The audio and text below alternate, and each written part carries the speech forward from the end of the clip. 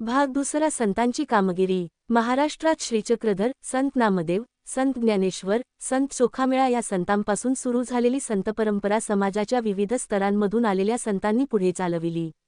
या संत मंडळींमध्ये संत गोरोबा, संत सावता, संत नरहरी, संत एकनाथ, संत शेख महम्मद, संत तुकाराम, संत निळोबा इत्यादी संतांचा अंतर्भाव होतो। त्याचप्रमाणे संत जनाबाई, संत सोयराबाई, संत निर्मळाबाई, संत मुक्ताबाई, संत कान्होपात्रा आणि संत बहिणाबाई शिवूरकर यांचाही अंतर्भाव होतो। त्यांनी लोकांना दया, अहिंसा, परोपकार, सेवा, समता, बंधुभाव इत्यादी गुणांची शिकवण दिली। कोणी लहान नाही, कोणी मोठा नाही, सगळे सारखे अशी समतेची भावना संतांनी लोकांच्या मनात निर्माण केली। तसेच महाराष्ट्रात समर्थ रामदासांनी आपले कार्य केले। श्रीचक्रधर स्वामी मूळ गुजरातमधील एक राजपुत्र, वैराग्यवृत्ती धारण करून ते महाराष्ट्रात आले।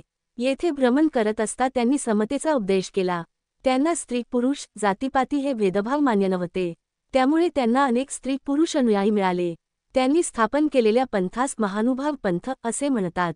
श्रीचक्रधर स्वामींच्या आठवणींचा संग्रह म्हणजे लीळाचरित्र हा ग्रंथ होय। संत नामदेव विठ्ठलाचे निस्सीम भक्त होते।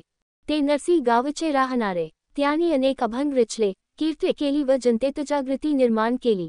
त्यांनी भागवत धर्माच्या प्रसारासाठी महाराष्ट्रभर संचार केला। त्यांनी लोकांना भक्तीची शिकवण दिली। धर्मरक्षणाचा व भक्तिमार्गाचा खंबीर निर्धार लोकांच्या मनात निर्माण केला। संत नामदेवांनी पुढे भारतभर प्रवास करून मानवधर्माचा संदेश पोचवला। ते पंजाबात गेले, तेथील लोकांनाही त्यांनी समतेचा संदेश दिला। हिंदी भाषेत पदे लिहिली। त्यांची काही पदे आजही शीख लोकांच्या गुरु ग्रंथ साहिब या धर्मग्रंथात समाविष्ट आहेत। महाराष्ट्रात तर त्यांचे अभंग घराघरांतून मोठ्या भक्तीने गायले जातात।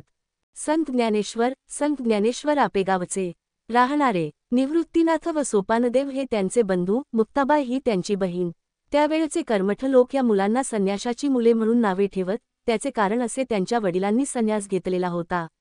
घर सोडले होते, पण पुढे गुरुच्या आज्ञेवरून ते परत घरी आले आणि संसार करू लागले। पुढे त्यांना ही 4 मुले झाली। हे त्यावेळच्या कर्मठ लोकांना मान्य नव्हते। लोकांनी त्यांना वाळीत टाकले होते। लोक त्या मुलांचा छळ करत होते। ज्ञानेश्वर एकदा भिक्षेची झोळी घेऊन गावात गेले, पण कोणी त्यांना भिक्षा घातली नाही। सगळीकडे त्यांना वेडेवाकडे बोल ऐकावे लागले। त्यांच्या बालमनाला खूप दुःख झाले। ते आपल्या झोपडीत आले। झोपडीचे दार बंद करून आत दुःख करत बसले। इतक्यात तेथे मुक्ता आली। गवताच्या ताटीवर टिचक्या मारत ती ज्ञानेश्वरांना म्हणाली, ताटी उघडा ज्ञानेश्वरा। अहो, आपण दोघी कष्टी होऊन कसे चालेल? जगाचे कल्याण कोण करील? बहिणीच्या उपदेशाने ज्ञानेश्वरांना हुरूप आला। दुःख विसरून ते कामाला लागले। ठिकठिकाणी गोरगरिबांचा, मागासलेल्या लोकांचा धर्माच्या नावाखाली छळ होत होता। तेव्हा ज्ञानेश्वरांनी लोकांना कळकळीचा उपदेश केला, ईश्वरावर श्रद्धा ठेवा, सगळ्यांशी समतेने वागा, दुःखी माणसांना मदत करा, त्यांचे दुःख नाहीसे करा। त्यांचा उपदेश गेली 700 वर्षे महाराष्ट्राच्या कानाकोपऱ्यात एकसारखा घुमत आहे। त्या काळात धर्माचे ज्ञान संस्कृत ग्रंथांमध्ये बंदिस्त झाले होते। सर्वसामान्य लोकांची बोलण्याची व व्यवहाराची भाषा मात्र मराठी होती। ज्ञानेश्वरांनी मराठी भाषेतून ज्ञानेश्वरी हा फार मोठा ग्रंथ लिहिला। धर्माच्या ज्ञानाचे भांडार त्यांनी लोकांना खुले करून दिले। लोकांना बंधुभावाची शिकवण दिली। ज्ञानेश्वरांनी तरुण वयात पुण्याजवळ आळंदी येथे जिवंत समाधी घेतली। आजही लाखो लोक मोठ्या भक्तिभावाने दरसाल आषाढी कार्तिकीला आळंदी पंढरीला जातात।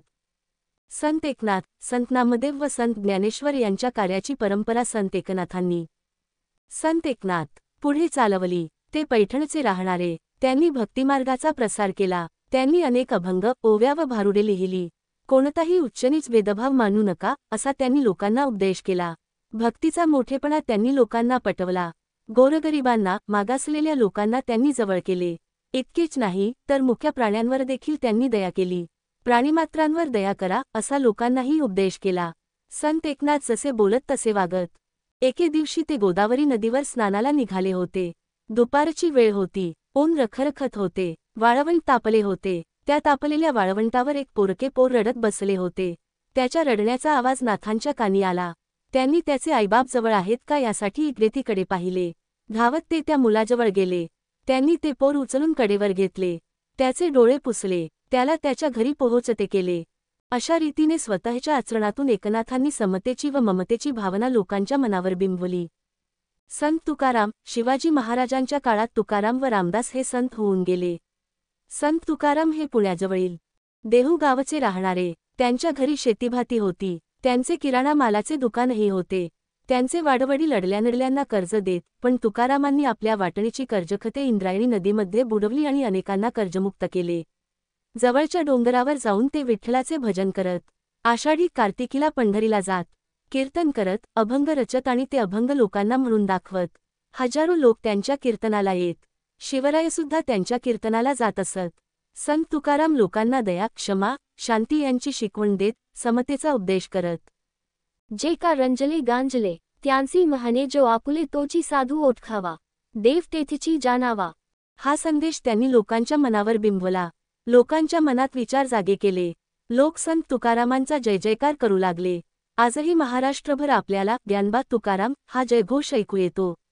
ज्ञानेश्वरांनाच ज्ञानबा असे म्हणतात. तुकारामगाथा आजही घरोघरी वाचली जाते. समर्थ रामदास त्याच काठात महाराष्ट्राच्या कडेकपारीत जय जय रघुवीर समर्थ अशी रामदासाची गर्जना घुमत होती. त्यांचा जन्म मराठवाड्यात गोदावरीच्या काठी जांब या गावी रामनवमीच्या दिवशी झाला. रामदासांचे मूळ नाव नारायण, पण ते स्वतःला रामाचा दास म्हणू लागले. दासबोध या त्यांच्या ग्रंथातून त्यांनी लोकांना मोलाचा उपदेश केला. तसेच त्यांच्या मनाच्या श्लोकांतून त्यांनी लोकांना सद्विचार व सद्वर्तन यांची शिकवण दिली. बलोपासनेसाठी त्यांनी ठिकठिकाणी हनुमानाची मंदिरे उभारली. लोकांना शक्तीची उपासना करण्यास शिकवले. सामर्थ्य आहे चळवळीचे, जो जो करील तयाचे, हा संदेश त्यांनी लोकांना दिला. रामदासांनी लोकांना संघटना करण्याची व अन्यायाविरुद्ध प्रतिकार करण्याची स्फूर्ती दिली. त्यामुळे त्या काळच्या लोकांना धीर आला. साधुसंतांच्या कार्यामुळे लोकजागृती झाली. धर्माबद्दल आदर वाढला. लोकांच्या मनात आत्मविश्वास निर्माण झाला. संतांच्या कामगिरीचा शिवरायांनी स्वराज्य स्थापनेसाठी उपयोग करून घेतला.